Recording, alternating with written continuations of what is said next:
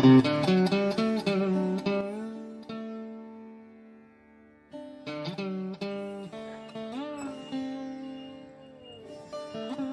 Shri Mataji. Good morning, everyone. Let's bow down to Shri Mataji, raise our Mother Kundalini, and put Bandhan.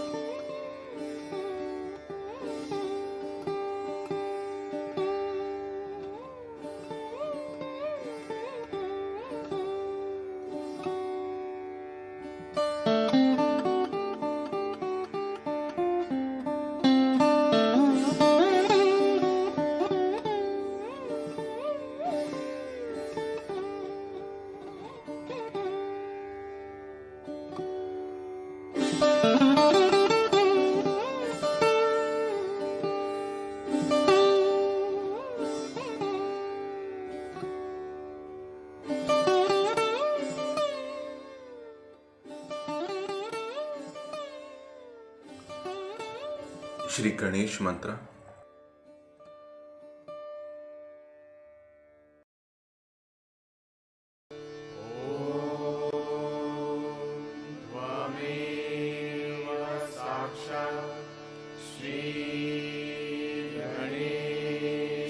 साक्षात् श्री आदिशक्ति माताजी श्री निर्मला देवी नमो नमः।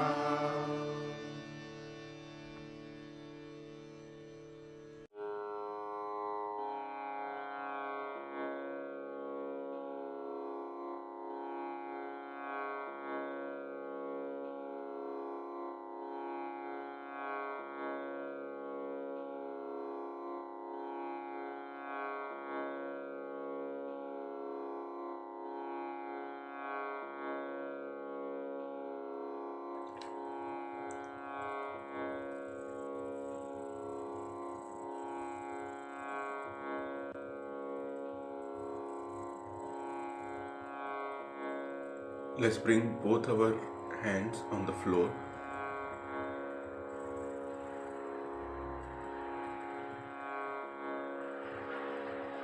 And our attention on Muladhara.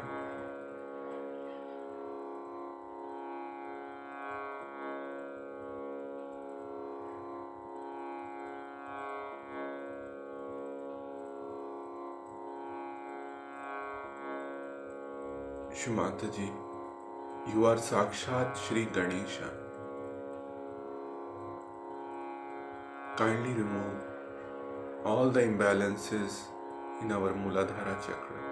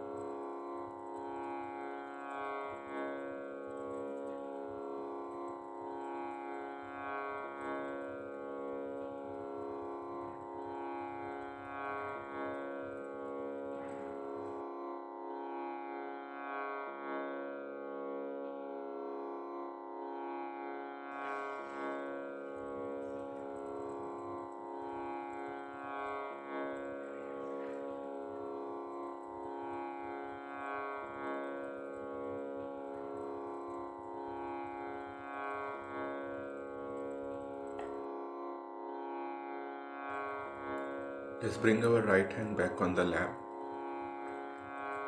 Left hand on our liver.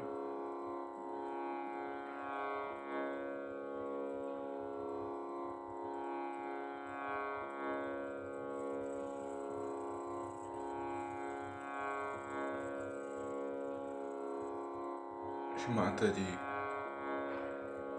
kindly come into our attention.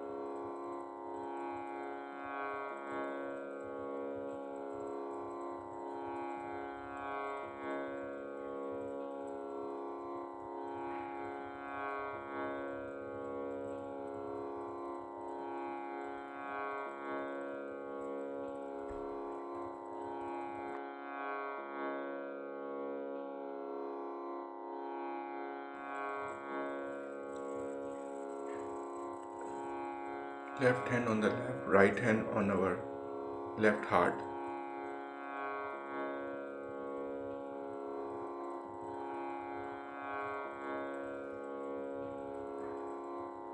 Shimataji, by your grace, I am a pure spirit.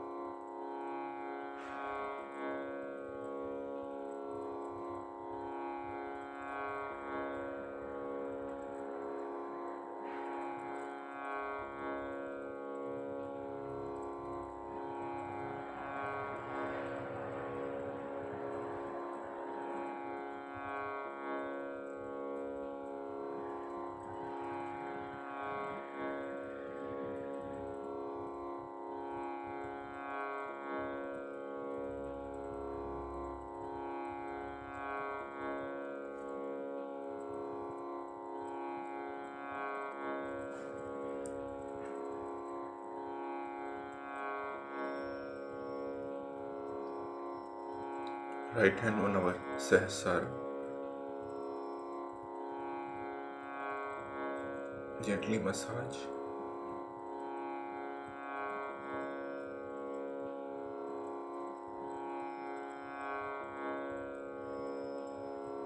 Thank you, Shimataji, again and again for our self-realization.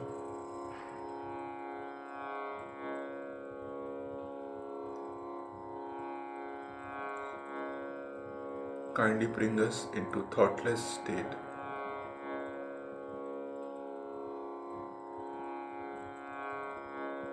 Let's bring our hand back on the lap.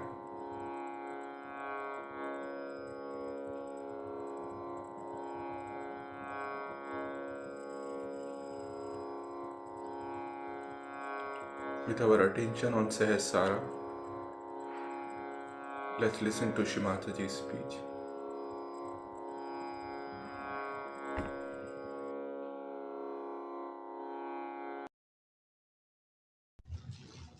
To this beautiful meeting of such seekers who look so truthful. When I read about Unity Church and what they were doing, I felt this is the place where it is going to trigger first. Because your founder himself was a realized soul. He was a realized soul. But perhaps he did not realize that others were not realized up to his level. And whatever he talked was the truth, nothing but the truth. But you cannot imagine about truth. You have to become. Becoming is the main point. Unless and until you become the truth, whatever you talk about, it becomes talk, talk, talk. And we have had talks after talks after talks. Now the time has come for us to become. What do we become? What do we have to expect after self-realization? As he has told you, I would like to tell you this way, that we have heard that God's love is all-pervading. The divine love is all-pervading energy. We have heard about it, we have read about it. Now what happens to us that we are awakened in such a manner that we started feeling that power. Our sensitivity or our awareness becomes so enlightened that we start feeling that divine power around us. It exists. For example, if I say there is big music going on here and big plays and dramas going on here, you won't believe. Till I put a television here and say, now see for yourself. In the same way, this all-pervading power is still imaginary for us, or we can say is not our own experience. Still people believed it because it was told by great people, great incarnations like Christ. But what it means, what it is, we have not felt it. And that's the first thing that should happen to you, is to feel that.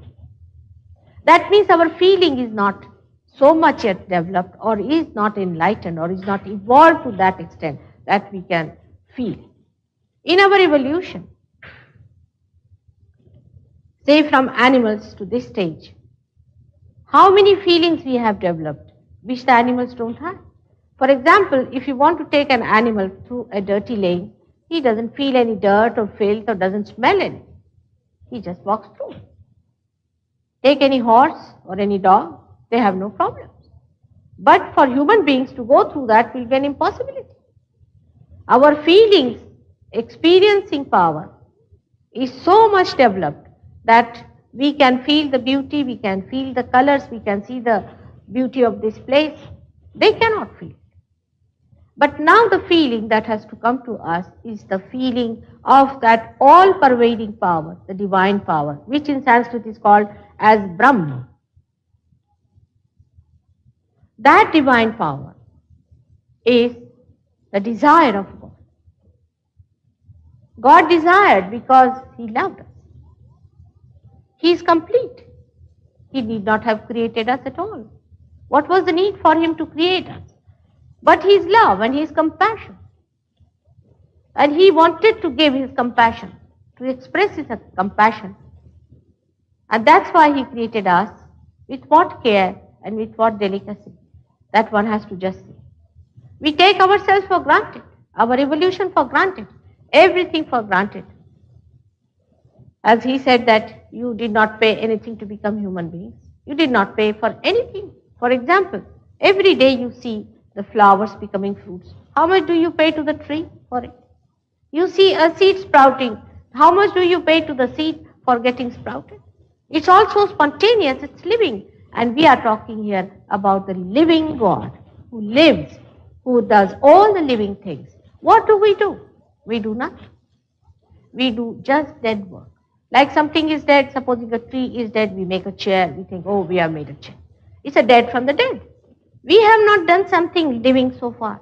Have we been able to convert even one flower into a fruit? And these thousands and thousands and billions of things are happening around us. That's the work of the living God. And also this evolution, that has to go to its epitome now, to its last stage, that is your self-realization.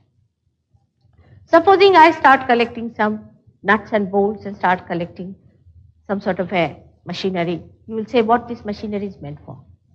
Why are you making it? Why this evolution? Why did we evolve to this stage of a human being? What was the need? What was the purpose? Anybody would ask why? Why there should be a machine made like this? And that question is not asked by scientists so far. Because they have no answer for it. They are very honest. Because they have no answer for the why, they don't ask that question. Whatever is presented to them, they see it and say, this is it, this is so. Now to get to God, you don't have to go to Saturn or don't have to go to moon. He's within. He is within you, expressed within you in your heart as spirit. It's all written in the Bible. I'm not telling something new. Christ has said you are to be born again. When I came 9 years back in America, I gave speeches where I said you are to be born again. And it's a happening, it's a becoming, should happen, it's actualization. It's a real baptism that you should feel the cool breeze of the Holy Ghost coming out of your head. It should happen to you. So they took you over. And they said, all right, we are born again. Again, self-certification. Is all certifying yourself, we are born again, we are this, we are that. You are nothing but your spirit. And you have to become the spirit. Unless and until you have become it, all this certificate is not going to help you, nor you are going to feel satisfied because they are seekers. You are a special category of people born on this earth at this special time. This is a very special time. It's an extremely special because this is the blossom time and this is the last judgment. Only through Kundalini awakening you can judge yourself. Otherwise there is no way of finding out. Because when the Kundalini awakens, which is settled down here in the triangular bone, then your centers get awakened. When they get awakened, you get this special sensitivity even on your fingertips. Now these 5 fingers, 6 and 7, all of them get enlightened. Once they get enlightened, you can feel not only the all-pervading power, but you become, as he said, the collective conscious being. You become. Again I say you become. It's not that I say we are all brothers and sisters, we must love each other. It's not that way, but you just become. Means you start feeling the another person within yourself. So much so I was coming to Houston. And there's an Indian Sahajogini who has come from India. And she told me, Mother, why the heart is catching so much in Houston? I said, do you know there are heart specialists here who transplant heart, who have got also there's Dr. Kuri who is doing operations on the heart patients. And there must be many heart patients in this place and that's why you are catching on the heart. And she said, it has become stiff, my finger is. I said, all right, there are mantras by which you can put it. But it affects everyone and everyone can feel it within themselves. You become the other person.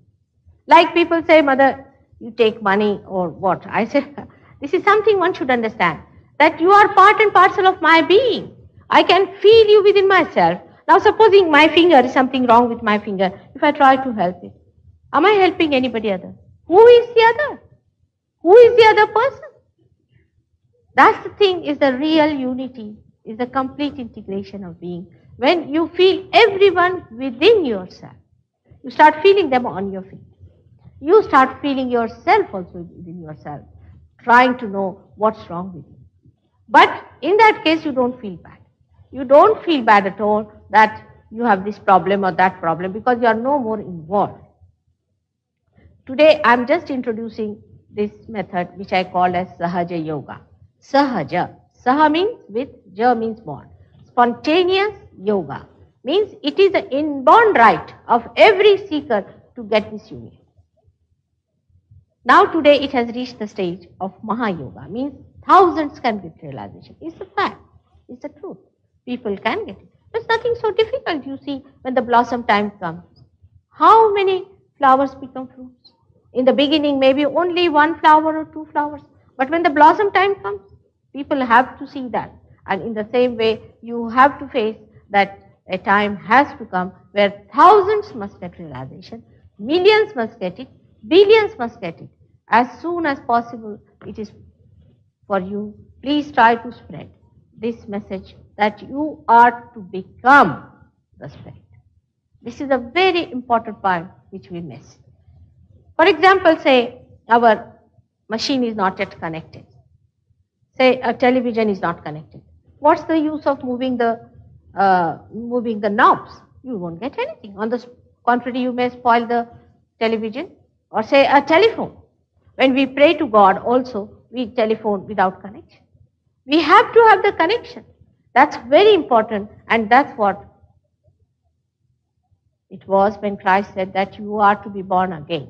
As it is, you know, Christ was not allowed to live more than 3.5 years in that horrible country. He was crucified for saying what? He told the truth. He just told the truth that you have to become the Spirit, which is a fact. You have to become the Spirit. I mean, it's such a simple thing to understand that we have not yet found out our absolute. We do not know why are we here, what is our absolute sense. Unless and until you find your absolute, you live in relativity. You don't know whether this person is right or that person is right, whether he is a saint or he is a satanic force or what sort of a vibrations he has got. Even to such an extent that I was surprised in Spain that some people told us that for us, vibrations means heat. I said any machine which it goes out creates heat. Friction, it creates heat. How did you believe that it is heat? They said you feel very heated up. To understand one thing mentally is different than to understand it spiritually. Spiritually means you become the spirit, the absolute. There is no other opinion about it. For example, there is a gentleman sitting here and you get 10 children who are realized souls. There are many realized souls these days born in America. I must tell you, many children are born realized. And those children, if you put them together and ask them what's wrong with this person, they will all raise this finger saying this is the finger, that's burning. It's subjective. Just they say this is the finger that's burning. Even if you close their eyes, they'll say the same thing. There cannot be two opinions about that person, and that means he's suffering from the trouble that is in this center called as cervical plexus. You see, this one in Sanskrit is called as Vishuddhi Chakra. But in the gross, it manifests the cervical plexus. Now, in the universe, America is placed at this point. It's a very important point because it has got 16 subplexuses. And you'll be amazed that the Saturn is the body of this plexus, Saturn.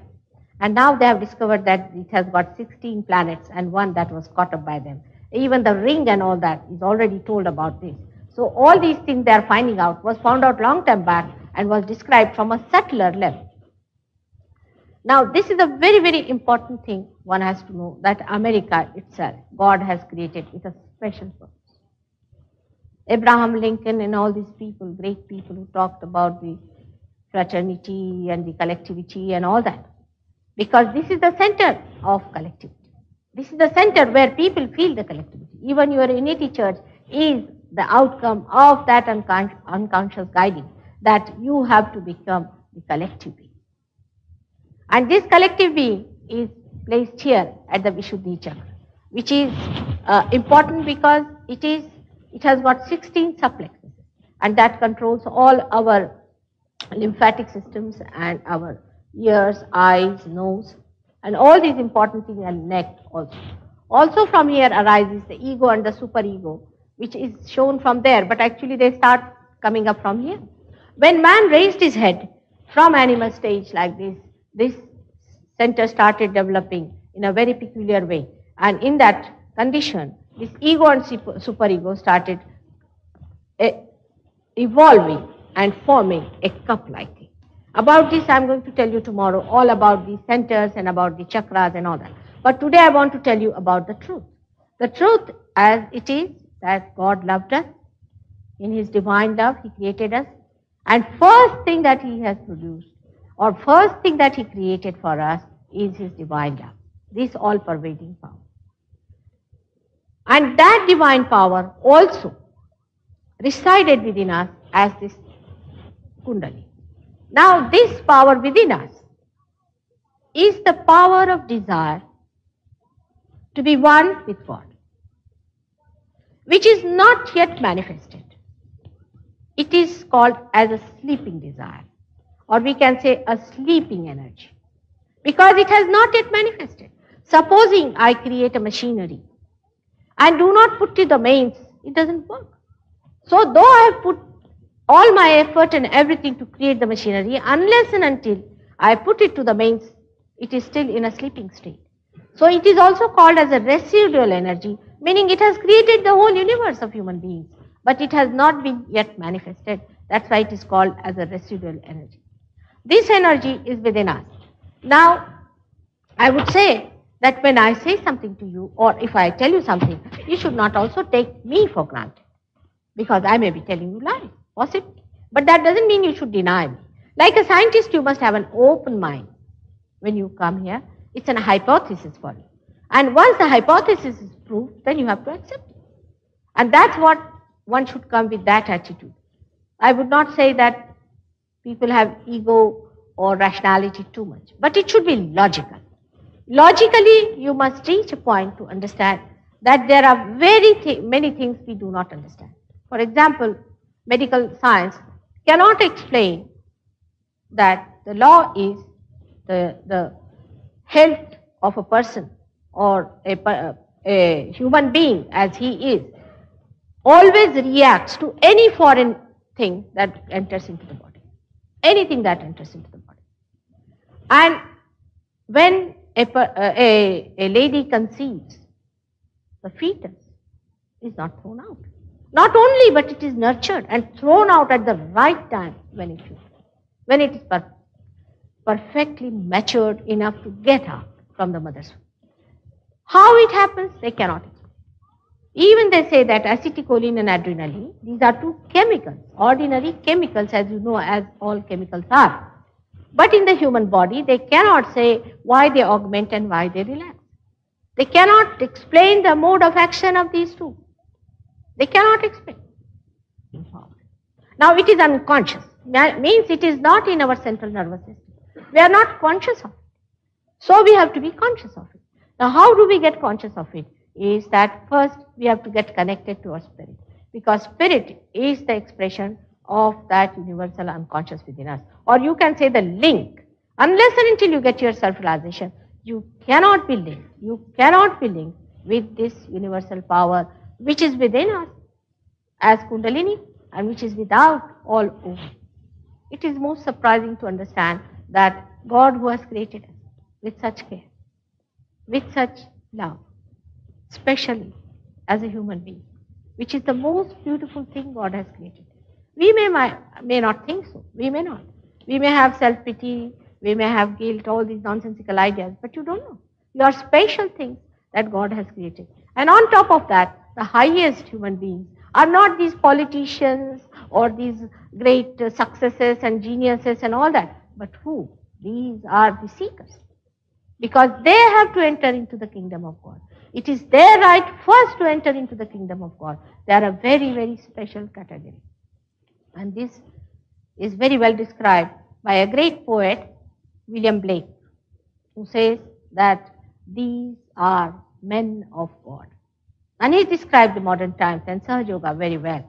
He says these men of God will be born in those days and they will become prophets. And they will have powers to make other prophets. And that's the thing is, then when you go to any seeking or anyone, you must know, have you become your own master? You must have the mastery. Supposing you want to learn a car driving, a simple thing like that, you should know how to drive the car. Supposing you go to somebody for any seeking, you must know, have you been able to drive yourself all right towards seeking? For example, I have seen people who just start jumping. When I went to India, there was a gentleman who was sitting and he put his feet forward like that. So people said, you can't put your feet towards mother, that's not proper. He said, oh, if I put my feet backwards, I will start jumping like a frog. I said, how? Why? What has happened to you? He said, my Kundalini is awakened by Guru, and he says that after Kundalini is awakened, you start jumping like a frog. And he showed me in the book, this fellow had written that you start jumping like a frog. Can you imagine? It was written in the book. I said, are you going to become now frogs or earthworms? Are you going to jump like that, like a monkey or a frog? Are you going to bark like a dog? You are going to become a superhuman being. You are not going to be driven by these forces. These are all negative forces which control you and make you mad like. You have to understand everything when you get your realization. Every word of it. It's so logical, it's so practical, as he says. It is so practical and it is so wonderful. Gavin Brown, who came here first, was one of the first Sahaja Yogis I had in London. And you know, English people are rather difficult to crack. I mean, rather difficult people, but they are first class. I mean, that's a good thing because they do not get exposed to so many nonsenses that some people who are open can get to. And once they get realization, they are really top class people. Now this gentleman, when he got realization, he said, Mother, you said we can be collectively conscious. I can't believe it. How can I become? I said, if I tell you about the television, you won't believe me till I put it to the mains. See, anybody will think it's just a box. But you are a great instrument and you have started working. He said, all right, I'm rather worried about my father. He didn't telephone to me all these days. I said, all right, you can telephone to him and find out. I said, first of all, see your vibrations. He said, Mother, I'm getting a burning here, a terrible burning. Now, these are the centers for your father, right-hand side. These are the centers. So I said, all right, that means this center, that means he must be down with very bad bronchitis. He telephoned and the mother came in. And she said, I'm sorry, your father is down with very bad bronchitis. This telecommunication, this divine power knows everything, it understands everything, it knows you very well because it has created you. It organizes everything, it cooperates everything, it puts everything into integration, it works out everything. It works out so many things, even material things it works out. Even getting a ticket it will work out. It's so helpful. All the angels are there. Just to see all that, to witness it itself is so great. From lowest to the highest, it works out everything for you. And the whole, the sum total, the unity of it is that it is love. So it is so kind, it is so compassionate. It looks after you. It, you see, hobnobs with you a little bit, you see, gives you a little lesson here and there. But it never allows you to be ruined. It gives you little lessons if you do wrong. It teaches you a little bit, then again it brings you back. It's so loving, so kind, especially for people who are just little children, like seedlings. It looks after. It guides you very much. It helps you so much. It's such a wonderful thing to be with it. And the whole thing looks like a fun, like a drama.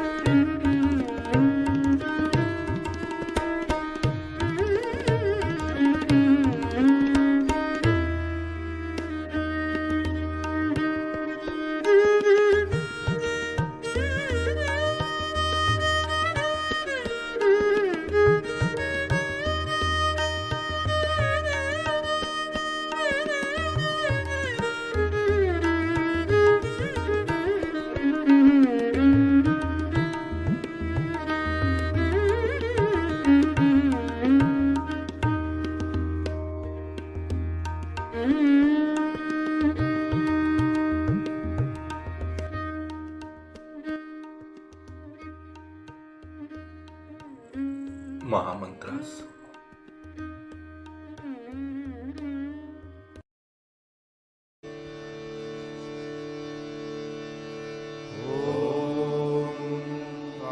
त्वमेव साक्षात् श्री महालक्ष्मी महासरस्वती महाकाली त्रिगुणात्मिका कुण्डलिनी साक्षात् श्री आदिशक्ति माताजी श्री निर्मला देव्यै नमो नमः। ॐ त्वमेव साक्षात् श्री कल्की साक्षात् श्री आदिशक्ति माताजी श्री निर्मला देव्यै नमो नमः। ॐ त्वमेव साक्षात् श्री कल्की साक्षात् श्री सहस्रार स्वामिनी मोक्षप्रदायिनी माताजी श्री निर्मला देव्यै नमो नमः।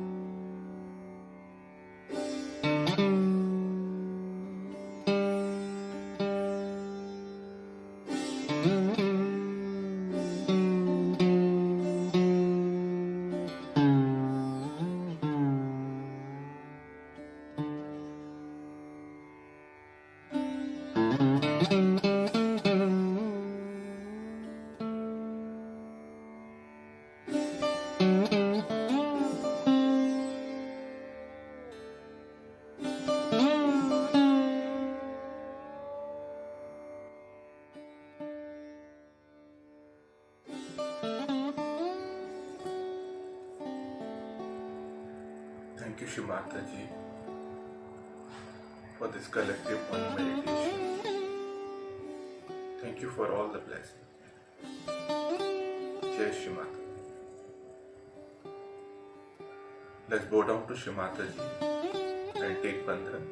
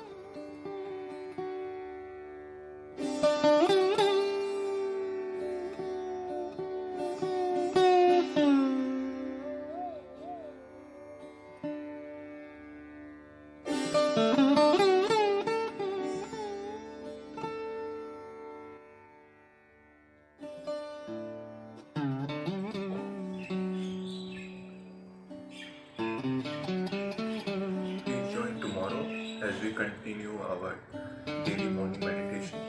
Same time. Jai Shri Mata.